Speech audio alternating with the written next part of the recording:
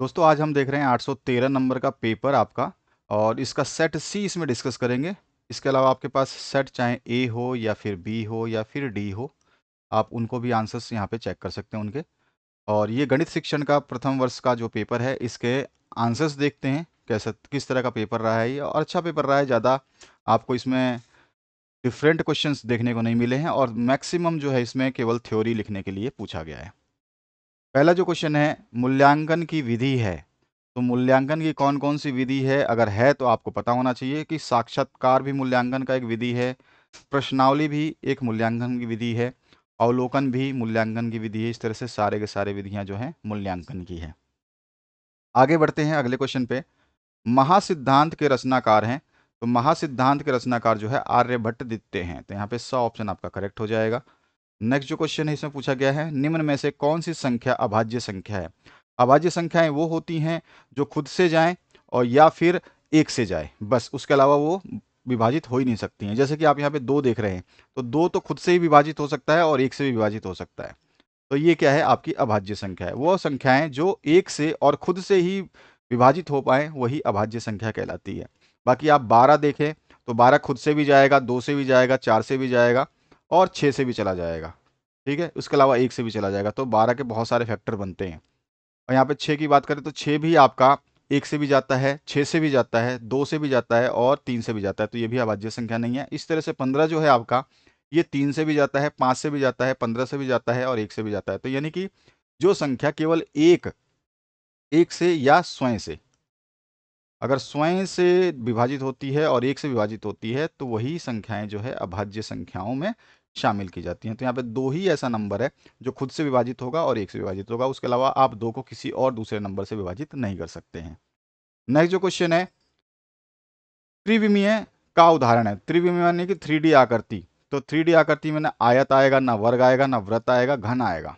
ठीक है, घन का आपने स्ट्रक्चर देखा भी होगा कि घन जो है आप इस तरह से बनाते हैं, जैसे इसके इस तरह से घन बना लेते हैं। ऐसा छोटा सा घन बनता है, जैसे आपका कमरा है, इस तरह का आपका घन बन जाता है। तो ये है आपका 3D। इसमें लंबाई, चौड़ाई और ऊंचाई तीनों देख सकते हैं आप। जैसे कि ये लंबाई है, ठीक है। अगर मैं ये ऊंचाई बोलूँ तो ये ऊंचाई है, हाइट जिसको बोलते हैं, लंबाई को लेंथ बोलते हैं। और इधर साइड में आप देखोगे ये वाली चीज़ जो है ये चौड़ाई है इसकी, इसको हम विड्थ बोलते हैं। नेक्स्ट जो क्वेश्चन है, शिक्षक और पाठ्य पुस्तक विद्यालय का निर्माण करते हैं, ये कथन किसका है। तो ये कथन जो है डगलस का है। तो यहाँ पर जो है ए ऑप्शन आपका करेक्ट हो जाएगा। नेक्स्ट क्वेश्चन की बात करते हैं। तो ये सारे क्वेश्चंस आपके सही हुए होंगे जहाँ तक मेरा विचार है। और जो क्वेश्चंस यहाँ पे आए हुए हैं सारे के सारे बेहतरीन क्वेश्चंस हैं, अच्छे क्वेश्चंस हैं।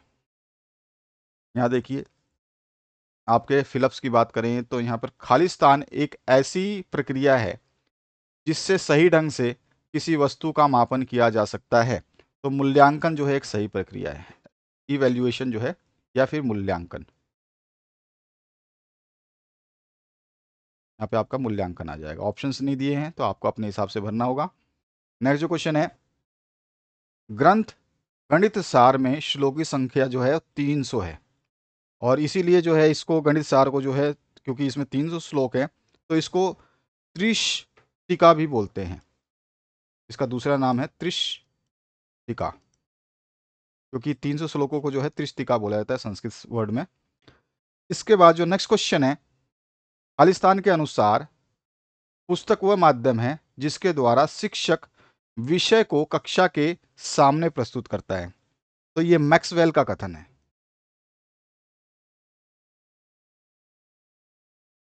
यानी कि मैक्सवेल के अनुसार जो है पुस्तक वह माध्यम है जिसके द्वारा शिक्षक विषय को कक्षा के सामने प्रस्तुत करता है। नेक्स्ट जो क्वेश्चन है उसकी बात करते हैं। यहाँ पूछा गया है, आगमन विधि में विद्यार्थी विभिन्न तथ्यों और उदाहरणों द्वारा खालिस्तान प्राप्त करते हैं। तो ये जो है आगमन विधि द्वारा जो है विद्यार्थी है, ये क्या करते हैं, तो ये निष्कर्ष प्राप्त करते हैं। यहाँ पे आएगा आपका निष्कर्ष।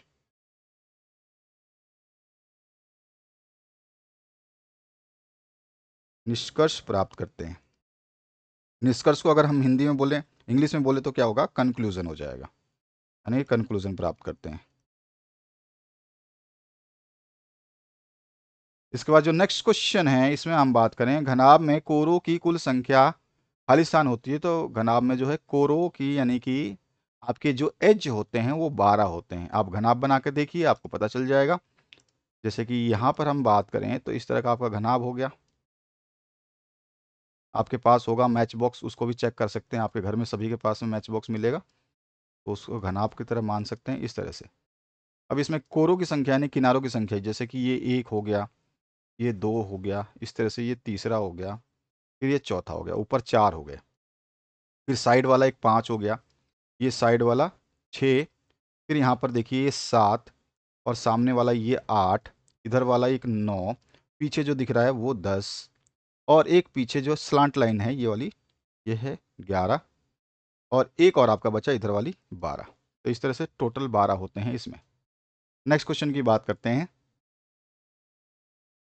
श्रव्य दृश्य सामग्री का क्या अर्थ है? तो इसका बहुत ही सिंपल सा अर्थ है, आप जानते ही हो कि श्रव्य दृश्य सामग्री किसको बोलते हैं हम। तो जो भी चीज़ें या जो भी सामग्री हमारे शिक्षण में प्रयोग की जाती है, जिसमें छात्र जो है सुन भी सकें और उसको देख भी सकें, वो दृश्य और श्रव्य सामग्री कहलाती है। तो यहाँ पे फर्स्ट ऑप्शन का आंसर इस तरह से लिख सकते थे। गणित शिक्षण की 2 विधियों के नाम लिखिए। भाई आगमन विधि, निगमन विधि, संश्लेषण विधि, विश्लेषण विधि, अन्वेषण जिसको ह्यूरिस्टिक विधि भी बोलते हैं, और शायद साथ साथ में प्रयोगशाला विधि। बहुत सारी विधियां मैंने आपको बताई हुई हैं, आपने कर दिया होगा।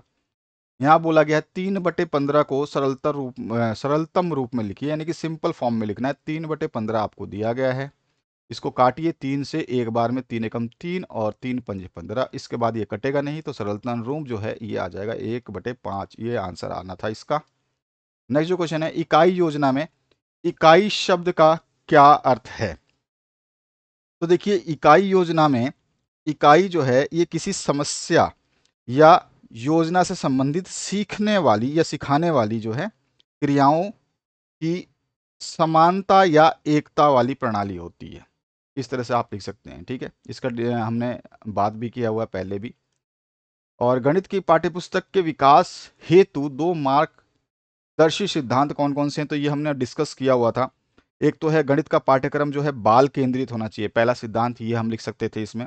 दूसरा सिद्धांत लिख सकते हैं गणित का पाठ्यक्रम जो है क्रिया प्रधान होना चाहिए। तीसरा सिद्धांत हम बता सकते हैं विषय वस्तु को मनोवैज्ञानिक तथा तार्किक ढंग से जो है व्यवस्थित करना चाहिए। या फिर चौथा सिद्धांत लिखें तो व्यक्तिगत भिन्नताओं को ध्यान रखना चाहिए। और पांचवा सिद्धांत अगर लिखना चाहें तो गणित में कठिनाई के स्तर को ध्यान रखना चाहिए। तो ये सारे सिद्धांत हैं, इसमें से कोई भी आपको 2 सिद्धांत लिखने थे। नेक्स्ट जो क्वेश्चन है उसकी बात करते हैं। तो यहाँ पर जो है आपका स्थानीय मान की समझ विकसित करने में उपयोगी किन्हीं 2 शिक्षण अधिगम सामग्री का नाम आपको लिख देना था। रचनात्मक आकलन की कोई 2 विशेषताएं लिखनी है। ये बहुत पहले हमने डिस्कस किया है, कई पेपरों में हमने रचनात्मक आकलन के बारे में समझा हुआ है।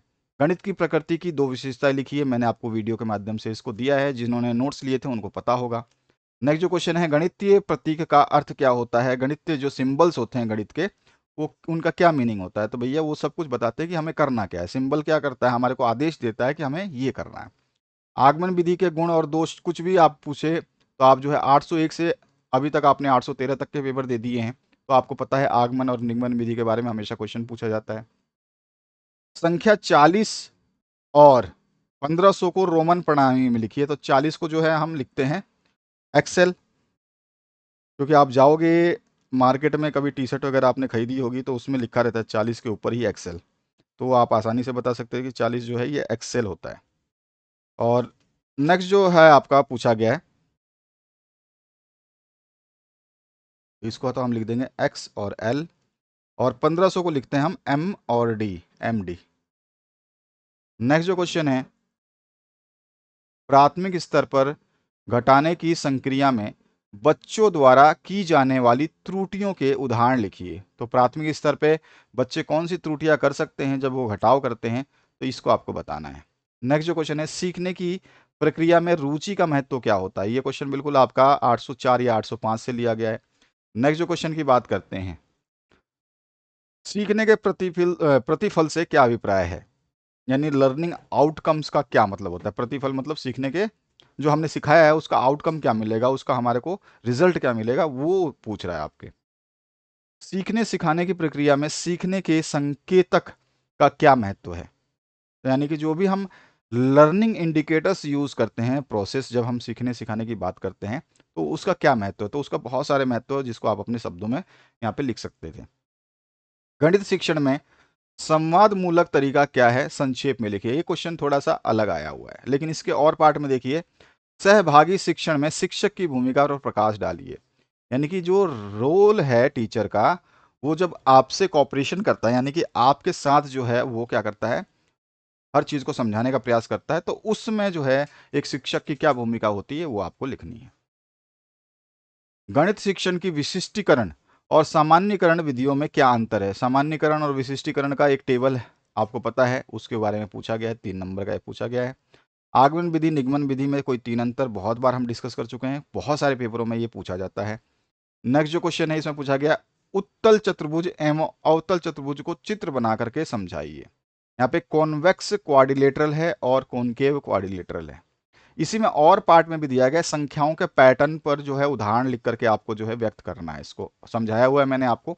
और ज्यामितीय आकृतियों का पैटर्न, ये भी आप जानते हैं कि ज्यामितीय आकृतियां कैसा पैटर्न ड्रॉ करती हैं, तो उनको केवल एग्जाम्पल यहाँ पे आपको ड्रॉ कर देने थे। जैसे संख्याओं का पैटर्न है, तो आपने लिखा 2 और फिर आपने लिखा 4, तो 2 में 2 का गुणा किया तो 4 आया, 4 में 2 का किया 8 आया, 8 का गुणा किया फिर 16 आया, 16 फिर 32 आया। इस तरह से चलते जाएंगे, तो ये तो आपका संख्याओं का पैटर्न हो गया। अगर हम ज्यामितीय आकृतियों की बात करें तो त्रिभुज का आप ले सकते हैं। एक त्रिभुज जो है इस तरह से बनाया, फिर एक त्रिभुज जो है आपने उल्टा बना दिया। अब इसे देखिए, आपने अप एंड डाउन किया, तो आप क्या कर सकते हैं, इसमें लेफ्ट और राइट कर सकते हैं। ठीक है, तो इसमें आप त्रिभुज जो है इस तरह से बना सकते हैं, एक त्रिभुज जो है आप इस तरह से बना सकते हैं। तो इस तरह से ये आपका पैटर्न ड्रॉ कर सकता है। बाकी आप आयत भी बना सकते हैं, वर्ग भी बना सकते हैं, वो सारे के सारे आपके ऊपर डिपेंड है। नेक्स्ट जो क्वेश्चन है उसकी बात करते हैं। गणित की आवश्यकता और महत्व जो है मैंने आपको बताया हुआ कैसे लिखना है।